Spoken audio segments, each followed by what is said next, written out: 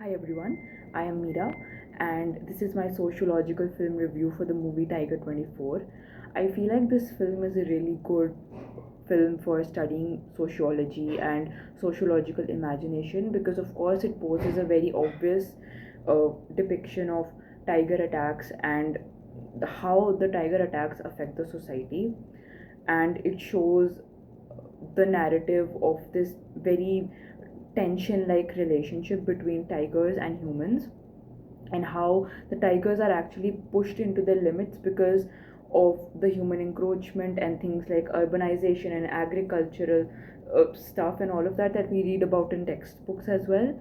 So it's a really beautiful, almost sort of like a documentary, which not just talks about the scientific, ecological and environmental disruptions, but also kind of forces a student to think critically and think about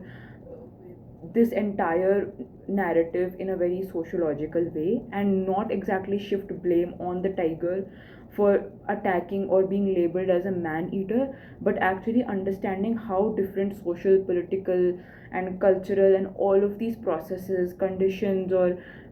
institutions kind of lead to that situation.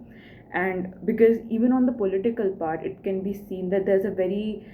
blatant lack of action on their part about not being able to correctly assess the situation and help out and actually figure out what is the root cause of the tiger attacks.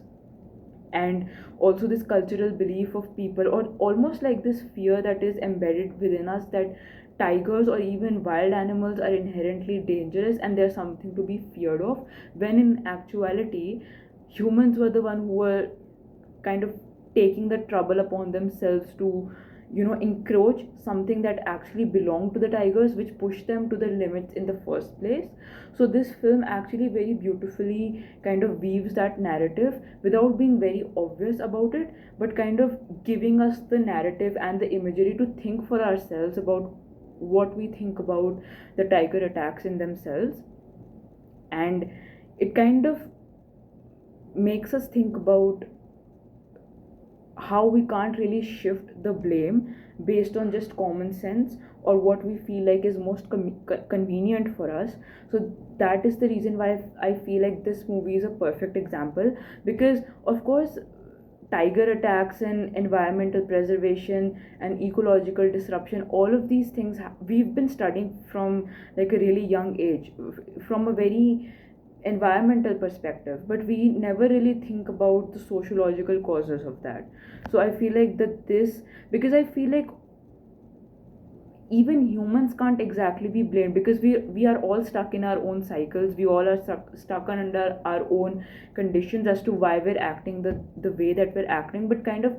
understanding that also gives us a very holistic understanding of where actually the root cause is and where we can do better as a society. Because of course the rural communities and all of that, they weren't able to find better alternatives for themselves. So that is the reason why even they had to resort to illegal activities like poaching and logging and all of that stuff,